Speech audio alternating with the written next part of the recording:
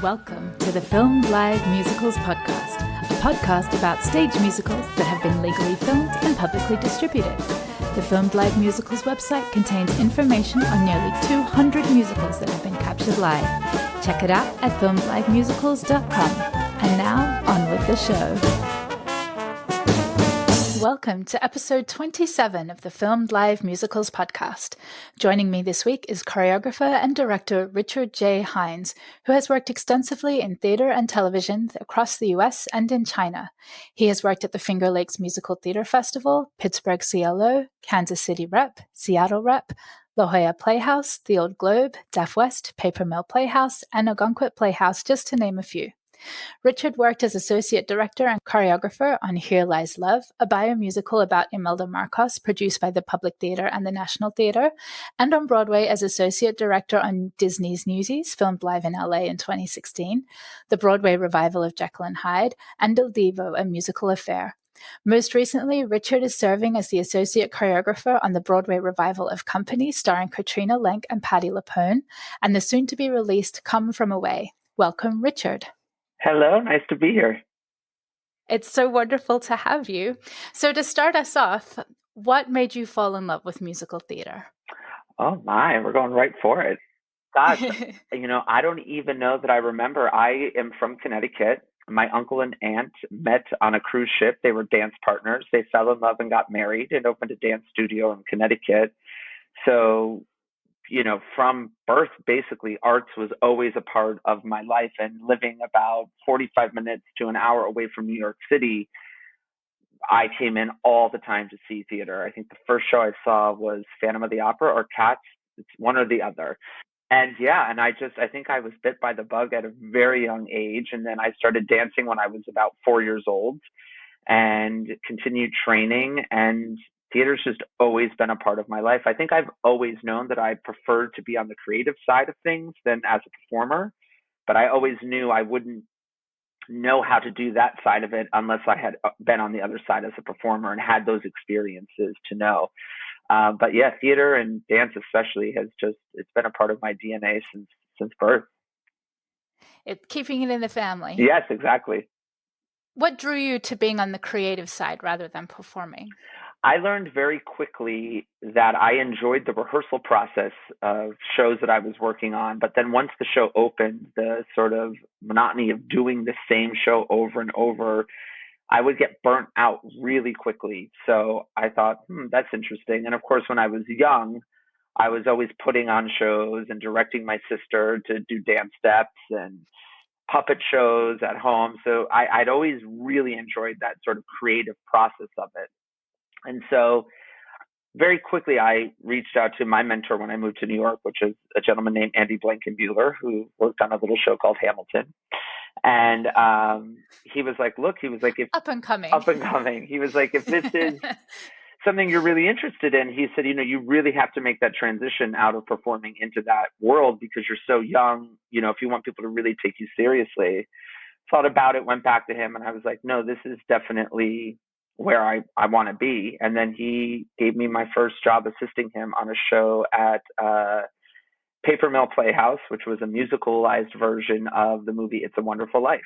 And so to be involved, and especially having my mentor there next to me who was really guiding me and giving me that support, it was like, yep, this is exactly where I'm supposed to be. How did you first connect with Andy Blankenbuehler?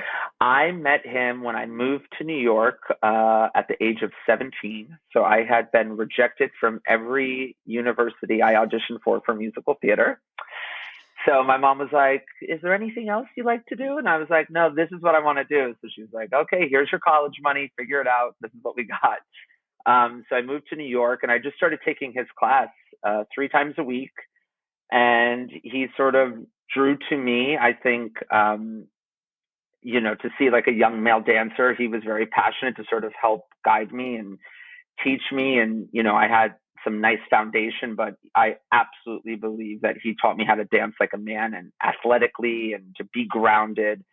And so, we started a relationship. I told him if he ever needed help in, pre-production, or if he was building like a skeleton crew, that I would be happy to help. He started asking me to help him. And in fact, one of the last shows I did as a performer was a show that he choreographed as well. So he really sort of nurtured me on both sides, as a performer and then also as a creative. That is such a great story, a true testament that A, you don't have to go to college to be in this world, and B, that like just going to class and showing up and doing the work pays Yeah, off. absolutely, 100%. And being comfortable to go up to somebody that you are inspired by and say to them, hey, you inspire me. If you ever need help, let me know. Because I think people forget that everyone has had somebody that has done that for them, especially in this field. So the opportunity for us to give back to someone, we love doing that. And I love now that I have found my own path, that I'm now getting to build these young, aspiring directors and choreographers, and that I can bring them into opportunities and share that with them. All about paying it forward. Yeah, exactly. Yeah, which we will come to more of that later. So you were mentored by Andy Blankenbuehler, and then what led you to becoming, I guess that's part of becoming an associate choreographer and director?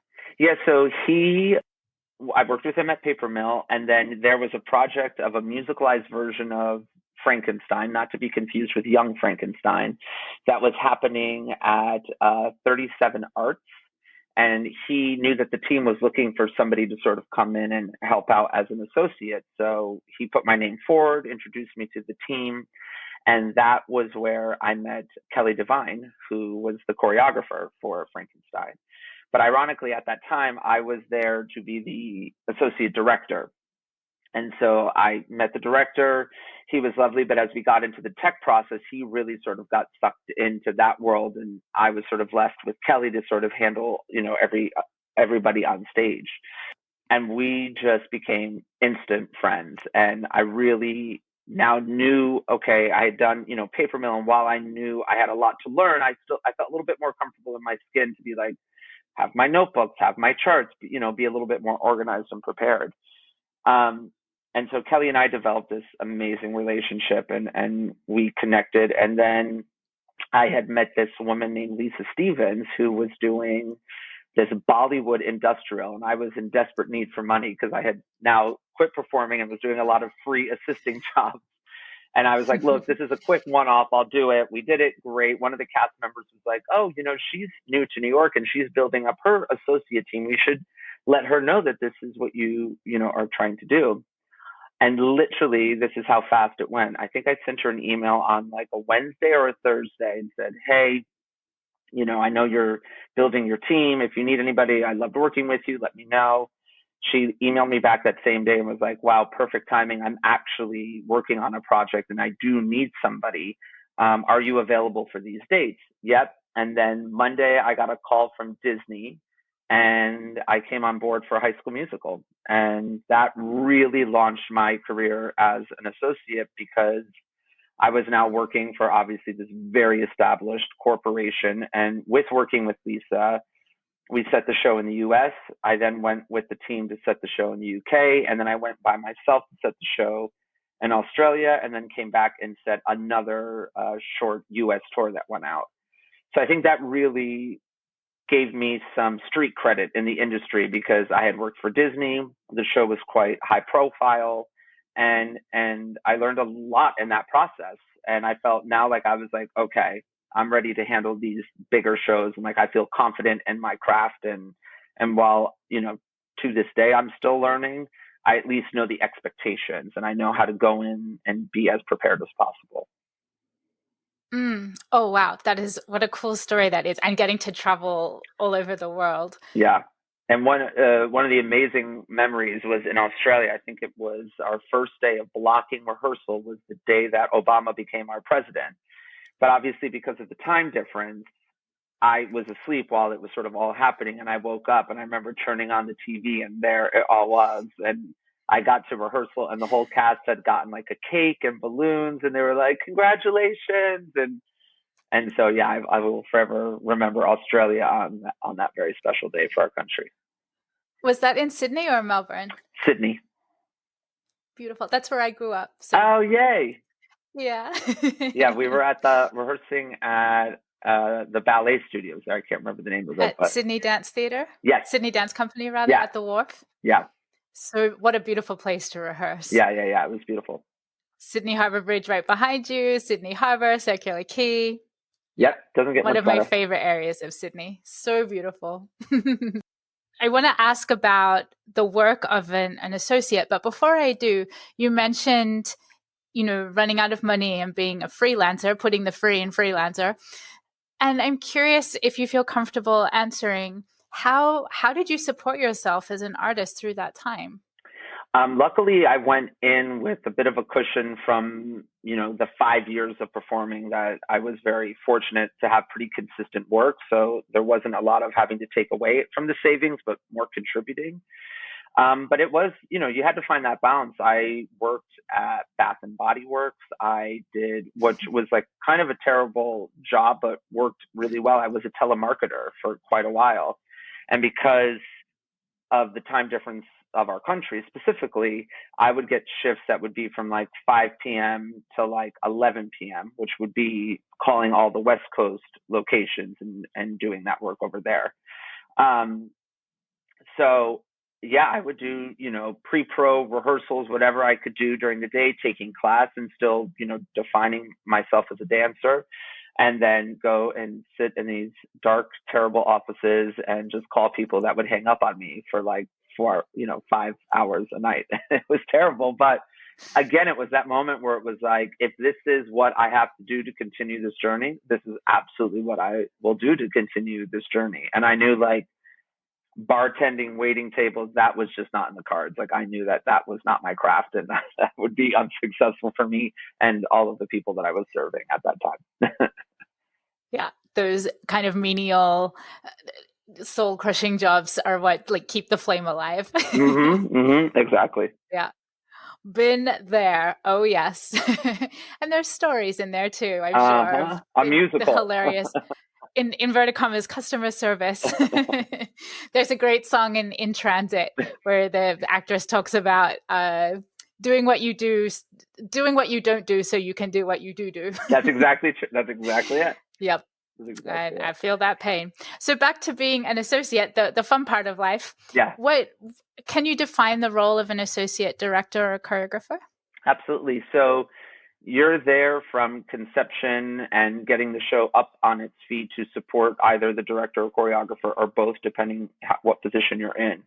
And being a soundboard and, contributing creatively and through all of that, documenting and charting and, formations and making sure you sort of have all of that information, straight from the horse's mouth. So as these shows continue on in life, you can then step in and represent the voice of the director or the choreographer and make sure you maintain the vision, the intent, all of that, making sure the choreography is clean, making sure the acting beats are still exactly what they were intended to be, and you just maintain that vision of the show and sort of carry it through while the director and or choreographer, they move on to sort of their next project, and you become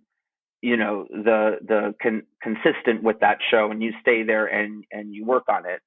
The nice thing doing that, especially in New York, I'm very fortunate, you can find a balance where you can do that on a couple shows. So for me currently, between company and come from away, I can spend 3 days at one show, 3 days at the other. If we have a new cast member coming in to come from away, I can spend a little bit more time there and sort of a little less at company, and vice versa. So yeah, but your sole purpose in that building is to maintain the original intent and vision of that show, and make sure that the director and the choreographer, or whomever you're working under, their stuff is represented accurately.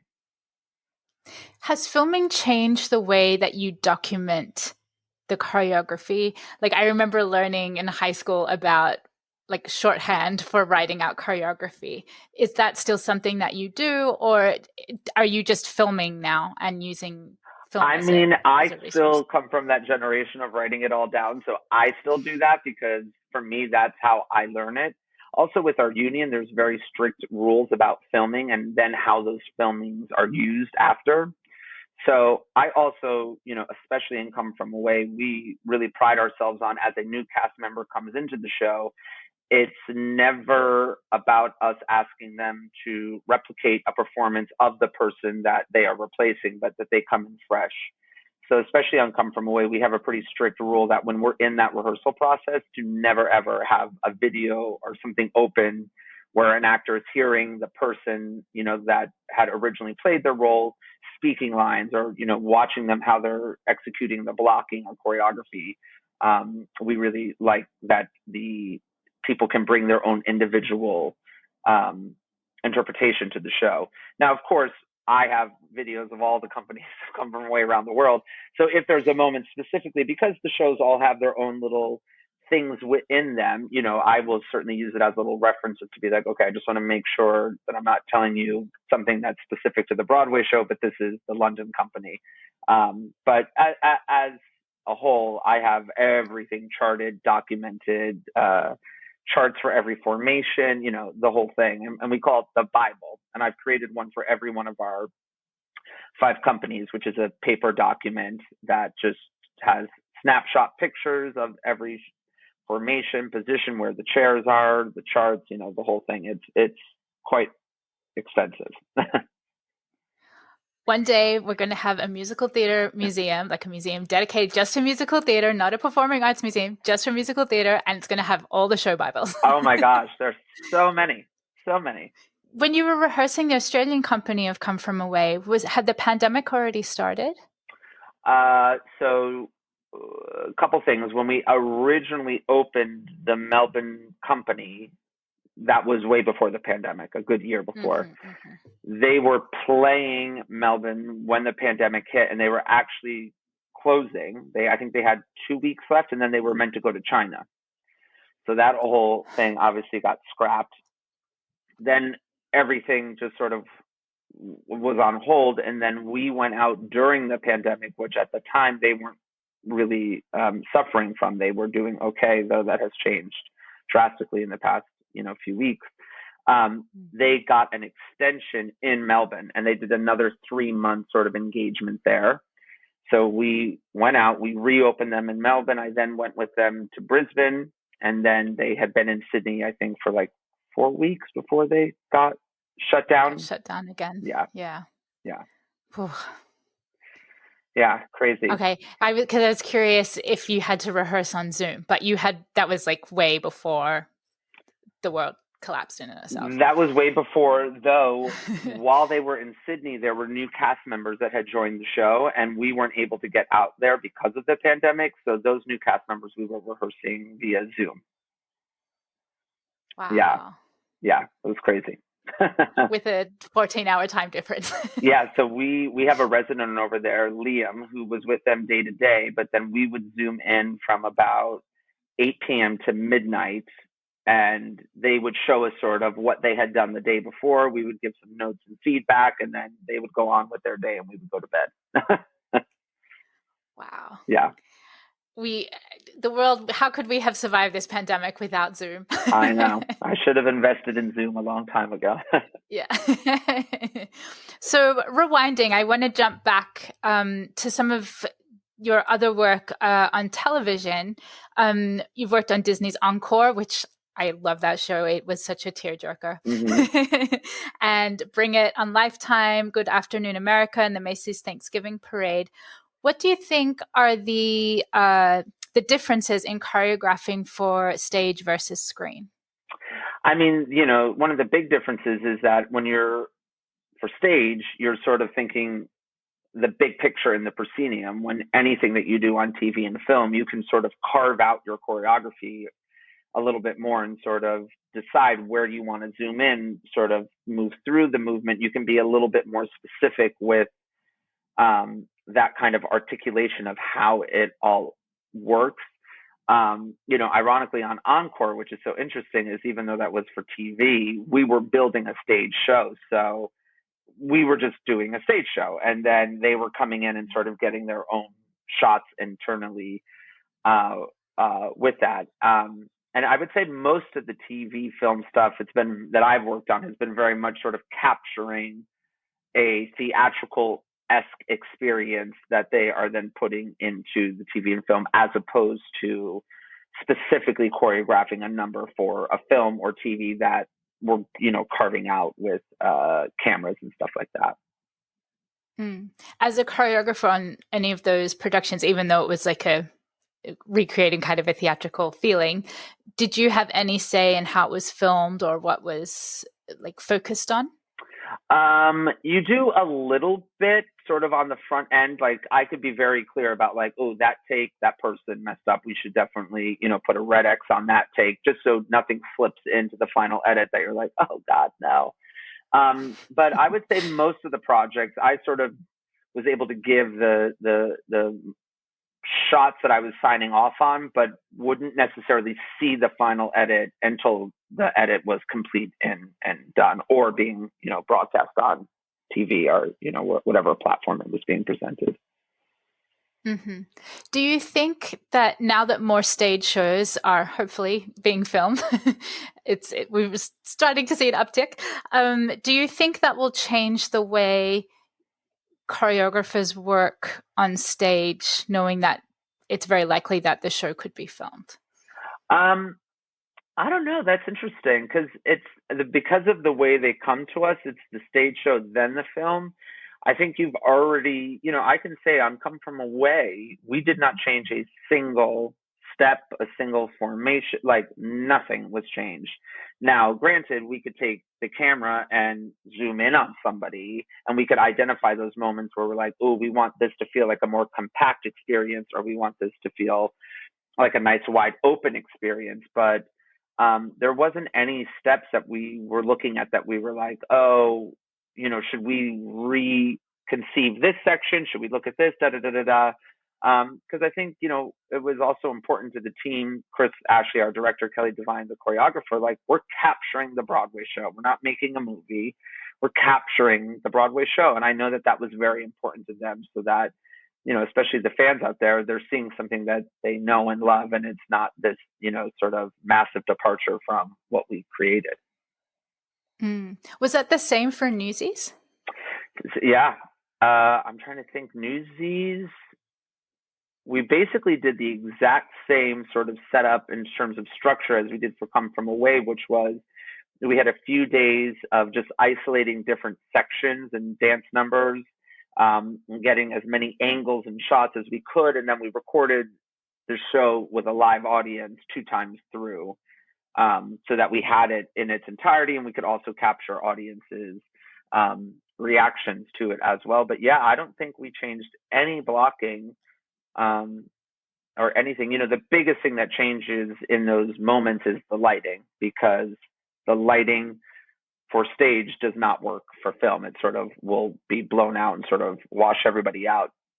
So on both projects, both Newsies and Come From Away, I would say the biggest time that was spent going in and sort of readjusting anything was always for lighting. Like for Come From Away, I think they had like 4 days of just going through the lights with the cameras to make sure the bounce was good. And then we had some stand-ins that were in costumes as well to just make sure that the levels were all accurate. And is the original lighting designer a part of that conversation or a part of that process? Newsies, yes. Our brilliant, gorgeous lighting designer for Come From Away, Hal, passed away last year. So he is no longer with us. So his associate has sort of acquired all of Hal's projects. So that was his job, to come in and maintain Hal's vision, but obviously do the adjustments that we needed to make it work for film. And then, not to go on that, but Hal passed, I think it was last summer now. It all gets a little blurry during the pandemic. And when we were in Australia reopening the Melbourne company, we had this moment of, we were in the theater just working through, and the associate Australian lighting designer was like, hey, we have all the lights up and running now. So if you want, we can run with you guys simultaneously. We're like, okay, sure. And we just happened to be at the moment of prayer And so we ran prayer and all the lights came on and it was just beautiful, and it ended and I turned to Danny, who's the associate director, Danny Goldstein, and we were both just sobbing. You know, it was like, it's been a pandemic. We've lost this amazing man. They're singing this gorgeous song, and this is the first time Hal's lights have been on since his passing. And it was just a really beautiful, touching moment. It was really beautiful. The power of theater. And what a way to honor his work Yeah. and keep his kind of spirit in the room. Yep. 100%. 100%. That's really beautiful. Yeah. Yep. Very, very special. And having just last night, I was at the Majestic watching The Show Must Go On, the new documentary Sammy Canold directed. And, you know, even watching these productions in South Korea, like it was Phantom and Cats, actually, when you said earlier that they were your first shows. I was like, oh, what a funny coincidence. You know, the power of these shows, like literally across the world, across languages, that these shows resonate. And even, you know, 30, 40 years after they were first created, it's so beautiful and like just reaffirms my love of musical theater. And it's this interesting bounce of, we as the performers and creatives, we're so hungry to get that information back out there and let people experience that. But those audiences are just as starved of it. You know, they want to be there. They want to see live theater again. They want to have those experiences. So it's that amazing bounce that's happening in these theaters as these shows are starting to open is just, and it's incredible. Oh, that's so beautiful. Yeah. So jumping back to Newsies, literally leaping, we should be into Newsies. How did you first come to be involved in that production?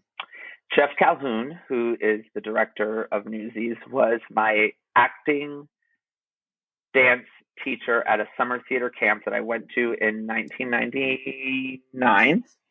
And, you know, I looked up to him. He was brilliant. He has had an incredible career. And then we reconnected because he was the director on High School Musical. And though I was working for Lisa, he had his own associate, a gentleman named Coy Middlebrook.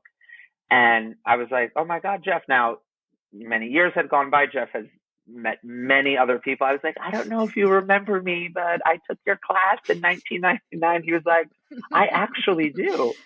And so we reconnected, and obviously on the show. And then Coy was making the transition to LA to start pursuing a career in TV and film, and ironically directs Encore for Disney Plus, which is how I got the episode, and he is the director to the one that I choreographed. So Jeff said to me, no, look, if you are interested in sort of pursuing this route, I would love to sort of groom you and train you to be an associate director. I was like, okay, great. So we went and had this odd experience doing High School Musical on ice, where I served as the associate director to Jeff. And while it was just like the most random thing ever in the world, it was great to actually work with him side by side as partners while we were watching, you know, these skaters triple lutz through, you know, we're all in this together. So that really sort of like defined our friendship and showed that we could work well together and we could have a good time. And then after that, we did 9 to 5, which I came onto as the associate director, and Lisa Stevens was the choreographer. So she now had a new associate, and it felt all very much in the family. From there, Jeff and I did Newsies, and then we did Jekyll and Hyde. So Jeff was a big part of my career for quite some time, and was more than just a mentor and a director, but became a very, very close friend that today we are still very close, and I very much look up to him. But he really just took me along for the ride. And there was a moment where we had Newsies on Broadway. 2 doors down, we had Jekyll and Hyde on Broadway, and we had 9 to 5 touring the U.S. So we were just frolicking through life, and all was good. But yeah, and the really amazing sort of fun balance with Newsies with Jeff and I was Jeff had never seen the movie. He didn't really know it as well as I knew it. And I had seen the movie in the movie theater in 1992. And then I could sing, every song from start to finish, every word. So it was a really good balance of like, he wanted to be fresh eyes on it. And I was like, oh, I don't know if this is helpful or not, but da da da da da da da da. And he'd be like, oh, that's an interesting idea. Okay, great. Yeah, let's see if we can navigate through that a little bit. And so we really struck this really beautiful balance of um, somebody that knew that source material like as well as I did, to Jeff, who was looking at it fresh. Mm. Oh, and that totally comes through in the show, that it's like a tip of the hat to the movie, but it's its own entity. And one of well. I think, and I think Jeff would very much agree, my biggest contributions was Alan Menken had written a new song, a new version of Once and For All. And it had sort of a very similar anthem-y-esque feel to a lot of other things like The World Will Know and Carrying the Banner. And Jeff was like, I just feel like, we played this beat and we're struggling and we're trying to make this song work. And it just feels like it's just not working. I was like, Jeff, there was actually a completely different song here in the show, in the movie. I was like, and it's really good. And it has a drive and it feels so different from the other songs in the show. And he was like, okay, play it for me. And so I played him Once and For All, and he was like, we need this in the show. And I was like, okay. So that song became a mashup of what it originally was for Alan for the theater show, and then what it was in the movie. So it starts with that, there's change coming once, which was the new version for the musical. And then we go into the movie song. And every time that song starts, I'm always like, I love this song so much. But I thought that song to me was like a perfect marriage of like old and new to the show. Oh, that's such a cool story. Yeah. And also like points to the importance of the associate. I feel like a lot of times in credit, and my own website included, doesn't have the associates listed, and I'm going to remedy that. It's good, and everyone uses them differently. And what I love about my journey in this career is, and this doesn't make any director or choreographer bad. Some prefer people that sort of are a little bit more hands off, sort of quiet, but they know they have that support behind them. I feel so grateful to have worked with, Jeff Calhoun and Kelly Devine and Lisa Stevens. And I spent quite a bit of time with Alex Timbers, like people that really were like, no, come sit next to me. You're my team. We're, as I say in High School Musical, we're all in this together.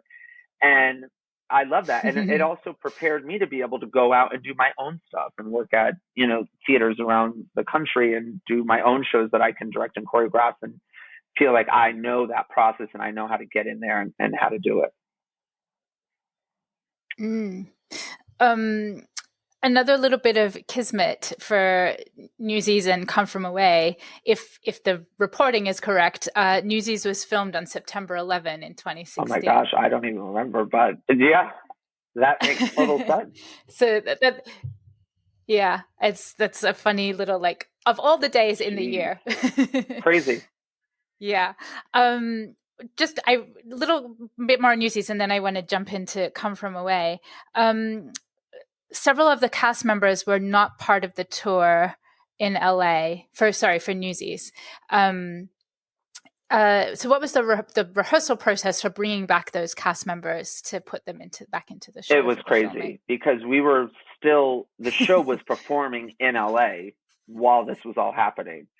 So some of the cast, like the cast that was in the tour, they would be in rehearsal during the day, getting the returning cast members up to speed, and then they would go do their show at night with the tour principals that were out there. So it was absolute madness and chaos, but thankfully everyone was in it for the long haul, and it was a bit head spinning. And Jeremy and Kara, they had been with the show for so long, and there was enough prep time coming in that they had obviously done their own personal homework. But they had never done the show with many of these ensemble members. So, we wanted it to not feel so rushed that it didn't feel like they knew who everyone was on stage. So it was about giving that time to sort of let them cultivate these new relationships with this new team, but also, we were on obviously a very strict deadline to get it all up and running. Oh, it must have been a grueling schedule. Like how physically demanding that Yeah, show is. I can imagine there were a lot of there ice were baths at the end of lots of those long massages. days. And a cool thing, I don't think you would ever know from watching the movie, but that was really fun, was at the filming where we had the live audience, they invited all of the original cast members from the original 1992 movie to come, who were obviously all little boys, then, and teenagers. And so there was this really beautiful moment where at the party after, they got to meet, the cast got to meet them, they got to meet the cast, and it was this really beautiful sort of like passing of the torch where the young touring cast was like, oh my God, without what you created, we would not have this. And then there were these older gentlemen that were like, oh my God, you are now taking this show and giving it the legacy that it will have to live on, much more than probably the movie would have done on its own without having the musical to sort of give it that new wave. They're carrying the banner. Yeah, literally. It was a really beautiful moment. Oh, and that makes me overclamped because thinking about I imagine a lot of the cast were my age or younger, and so they would have also grown up watching the movie. Yeah. And so, yeah, that back and forth is just really beautiful. Yeah. And giving a whole new life to the movie as well. Absolutely. And giving, homage to the source material and where it came from and what, these gentlemen and ladies created for us. Oh, yeah. What do you love about the capture? Very similar to Come From Away, I look at that capture and I'm like, that is exactly the show we created. You know what I mean? Like, I don't look at it and think, oh, well, we changed that and we changed that. I'm like, that's what we did on stage every night. And I love the amount of messages and, talkbacks and things that I've done at different schools, this new wave of young male dancers that can see that and feel like there is a space for them in theater and arts, and they see themselves in those boys, and girls in that movie. Oh, absolutely. Okay, I want to jump ahead to Come From Away because we are running short on time and there's so much I want to talk about. So what led you to joining Come From Away? So now Kelly Devine, which we all know who she is now, she had gotten asked to work on it, and they had at that time only done like a very short lab in Seattle where they just were reading through the script and they staged maybe about 15 minutes of the first plane. And so now they had gotten the green light to go to La Jolla. And so now she was going to build her team, and she reached out to me and she sent me the script. And I remember reading it, and I remember calling her and being like, I don't get it. Like, are there scenes? Who are they talking to? Because when you just see it on paper, you're like, unless you understand that, no, they're talking to the audience the whole show, that, that is the narrative. So she sort of explained it to me, and I was like, oh, okay, I get it. And then I was like, look, I'm not turning down work. Let's do this. So we got out to La Jolla, and oh my God, what I did not think would be this journey has turned into one of the proudest pieces of theater I've ever worked on in my life. And, we did the show in La Jolla. We then did it in Seattle. We then did it in DC. We then did it at a concert in Gander. Then we went to Toronto, and then that company made its way to Broadway. Then we opened another sit-down company in Toronto, and then the tour, then London, and then Australia. So I just never thought it would have that life. I just never thought. And what's been amazing through that whole journey, we have the most unbelievable producers called Junkyard Dog Productions who never, ever let us sacrifice the work. We always had the time. Every city that we went to along that journey to Broadway, we had 4 weeks of rehearsal. We got to try new things, try something a different way, all of that. And you see all of that detail that has woven itself, into the cloth of that show. And I feel like you see it when you see the show, like it's seamless. And I can promise you, it did not look like that when we opened in La Jolla. But that's why you do shows out of town, is so that you can build it and make it better and better. But I feel very confidently that what is on stage at the Schoenfeld Theater and then all the other companies is absolutely the best version of that show we could have possibly done. And something I love about this show that you have talked about previously, and I've read, is that the casting for this show is not like cookie cutter. You don't have to be like, you don't have to look like Jen Colella to play Bev Bass. It's a very the cast is individualized for each company. It's not like a traditional musical theater where it's like kind of a cookie cutter character breakdown. Yeah, and I think we sort of laughed, our brilliant casting director, Rachel Hoffman at Telsey. I was like, I imagine this show to be like a casting director's worst nightmare, because it's literally like a woman, 40 to 50, alto.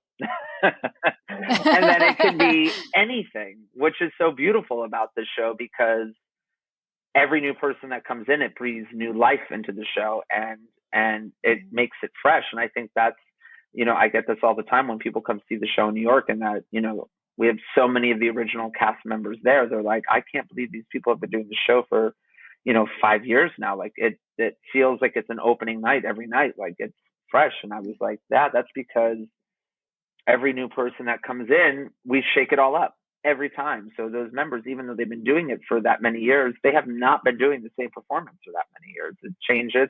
And then somebody's out sick and one of our brilliant standbys goes on. So then you have another version of the character that gets folded into the mix. So it does feel very fresh. And I'm thrilled that our producers have that mentality with the show and have allowed us to do that. For anyone who has been under a rock for the past few years, so to speak, could you give like a very quick summary of what the show is about? Oh gosh. Come Away, the musical, tells the true story on September 11th, when the airspace over the U.S. was closed. All of these planes had to be rerouted. And so 38 planes landed in the small town of Gander, Newfoundland, which is the farthest northeast point of North America. The airport used to be used as a refueling airport as planes were journeying across the Atlantic. And then as planes didn't need to do that anymore, they have this massive international terminal that just shut down. And now they have their small commuter terminal, which, would take in 7 or 8 small little propeller planes a day. So this town of 9,000 inherited about 7,000 people who were stuck in this town for 5 days, a town that had at the time 1 hotel. So they were staying in the gymnasiums, they were staying in people's homes, they were shopping at shoppers to get toiletries and this and that. And from these amazing 5 days, these unbelievable relationships and stories have unfolded that our writers, David Hyde and Irene Sankoff, turned into this musical. So we tell, it's like 16,000 people's stories amongst 12 actors. In such a beautiful, moving, inspiring way. I'm obsessed with this production. One of my favorite, trivia facts about Come From Away is that the trees on the set at the Broadway theater were real trees, and that they sprouted leaves. Yep, and the one tree that sprouted the leaf, it's our furthest on the right side of the stage, and ironically, it's the moment where Hannah and Beulah at the end of the show have their last moment together, for their little interview. So we always say that that's Kevin with us in the theater right there, who was Hannah's son that did not survive the attack on that day. Yeah. Yeah. Stop it with these beautiful stories. It's too much. So when did you find out that Come From Away was going to be filmed?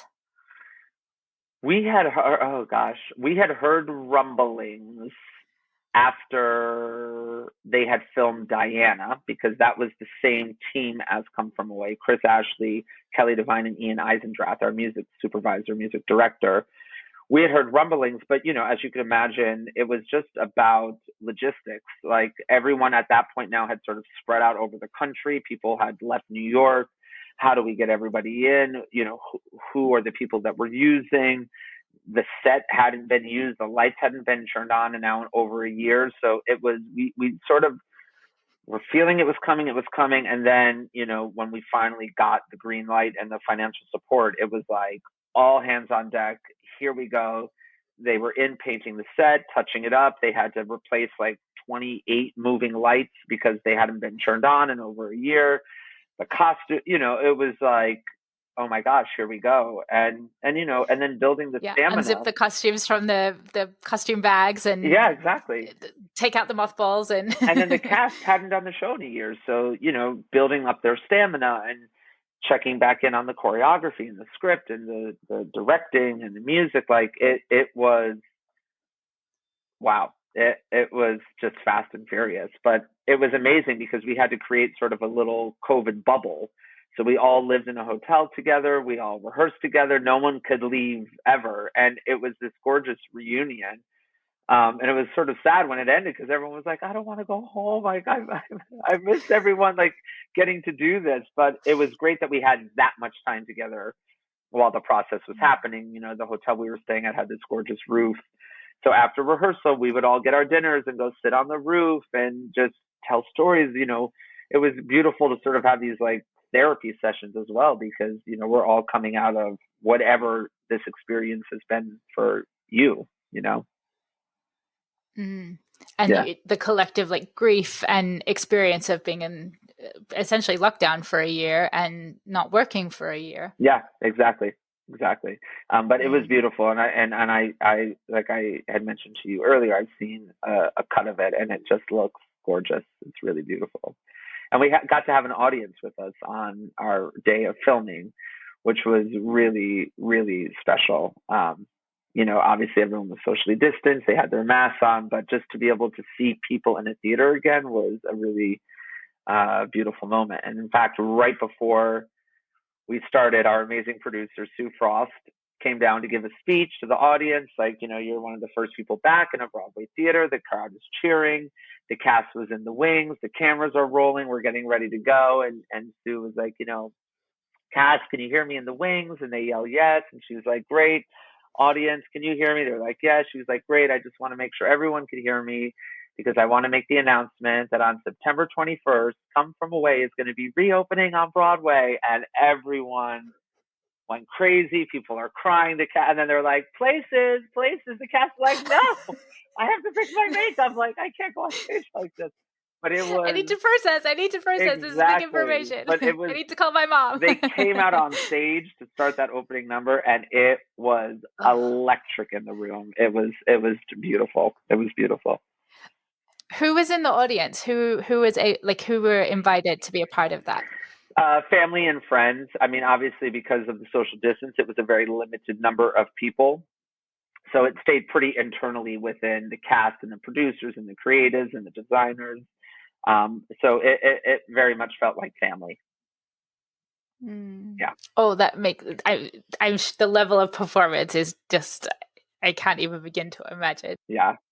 What were you mentioned that you were all in a bubble for the filming. Were there any other safety protocols you had to follow while filming? Yeah, I mean, I'm sure it's what everyone would imagine, testing and, the whole nine, sanitizing all the props and the chairs and trying, when you're not performing, having to have a mask on when we were in the audience and they were filming because the cast had their masks off.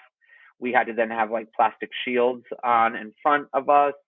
It was everything that you've probably seen on any movie set or any picture from anything.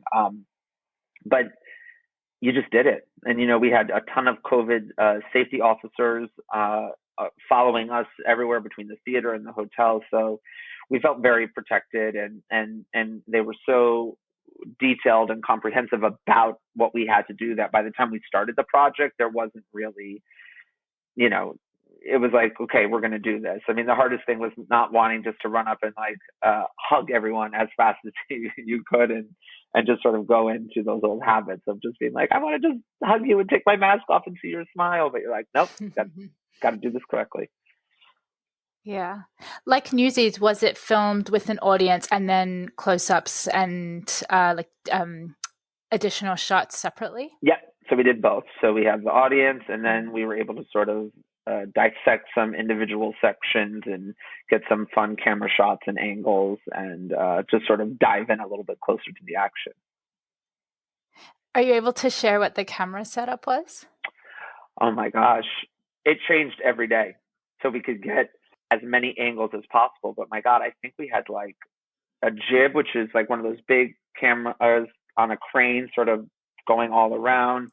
There were cameras on tracks sliding across. There were, people holding cameras on their shoulder. It was like madness. It was absolute madness. I'm sure at some point, once the movie comes out, they'll probably show some images of what it was like in the theater too. But they took all the seats out of the theater so that it was just flat terrain. Oh, so, like the whole of the orchestra? Yeah. There were no seats in the theater, except for obviously when the audience was there. Because there was just that much equipment. And then, of course, all of the equipment that you need from the designers. So the sound people had their station, and the lighting team had their station, and Kelly and I had our station, and Chris had, all the things. But it was like an army happening in there. Yeah. Oh, that's so cool. And like I've seen seats be taken out of the theater, and that is like it's not a quick thing. So like just the amount of man hours and like the number of hands that we as the audience don't see is like just mind-boggling. And it was really beautiful doing the show because you obviously had all of the people that are involved in the Broadway show because this is our show. But then you have this whole other crew of people that come in that are the camera crew and the director for the movie and, all those teams of people. And it's really interesting. As the process started, they were all very gracious, but, they didn't really know what the environment was or the energy or the show. And like by day 2, they were in it a little more. Day 3, and by the end, like they were like, "Oh my God, this is the best musical I've ever seen." And it means a lot for these people that are coming in just to do their job, and they're not necessarily there to be super invested in the creative contribution of the show. They're like there to like hold the cables for the camera and make sure the food is delivered and all that. But as we started doing the show, they were like, "Oh my God, this is amazing, and this is all true story." We're like, "Yeah, this all happened." So I feel like we got a whole new audience from our friends that joined us during that process. Oh, I have no doubt of that at all. Yeah. What should we look out for when we're watching the capture? Oh gosh, I don't even know. I don't even know. I don't know. I might have to pass on the question. That's my first question. That's totally okay. All right. So to wrap up today, I have a series of quick questions that I ask all my guests. Okay. You don't need to think about it too much. There are no wrong answers. To start off with, what is your favorite musical? Parade. Ooh, interesting. Revival anytime soon? Fingers crossed. Do you have a favorite filmed live musical? The one that pops to mind is Fosse, only because that was one of the first shows I did as a performer, and I remember having that VHS and watching that and learning that language and seeing Anne Reinking and Ben Vereen in that was pretty amazing. Oh, good choice. I like that. Filmed theater is not exactly live theater, and it's not exactly a movie either. So what should we call it? I like live capture because we're capturing this theatrical experience. It's live, and it's only for this one moment in time. So I like the expression live capture. I like that too. Where do you stand on bootlegs? No. I think it robs people of coming to the theater and having the experience. And I think, usually the sound isn't great. The quality isn't great. It's shaky. It doesn't capture what we have spent years and years creating to give to our audiences to live in that moment and have that. Absolutely. What would you like to see? What do you wish had been filmed? Dreamgirls, the original Broadway company. I second that. What would you like to see filmed in the future? I saw in London, and it's opening here, and I just think it's absolutely spectacular. But the new production of Caroline or Change that's coming is really unbelievable piece of theater, and I think we would be so lucky to have that to look back on and remember that show and that story, and especially these performances. Well, Roundabout have a good track history of filming, so fingers crossed. Mm-hmm. Where can we find you online? You can find me on Instagram at Richard J. Hinds, Hinds. And I also have a website, richardjhinds.com, where you can follow all my funness there. Fabulous. And you can watch Newsies on Amazon and Disney Plus, and Come From Away will be released worldwide on September 10th. Also my birthday, a most excellent date in history, on Apple Plus. Richard, thank you so much for joining me today. I could keep talking to cannot speak anymore. Could keep talking to you for hours, picking your brains about your amazing experiences. I appreciate that. Thank you very much. My pleasure. Thank you. Filmed Live Musicals makes musical theater more accessible, brings joy, and creates a sense of connection for audiences around the world. With thanks to patrons Josh Brandon, Elliot Charles, Rachel Esteban, Mercedes Esteban Lyons, James T. Lane, Al Monaco, David Negrin, Jesse Rabinowitz and Brenda Goodman, David and Catherine Rabinowitz, and Beck Twist for being a part of spreading the love of musical theater. If you would like to join, you can do so by becoming a Filmed Live Musicals patron. For as little as $3 a month, you'll receive early access to the Filmed Live Musicals podcast, early access to site content, and a weekly newsletter with info on upcoming streams. Visit patreon.com/musicals on screen to learn more. You can also leave a review on Apple Podcasts and follow us on Twitter and Facebook. Thanks for listening.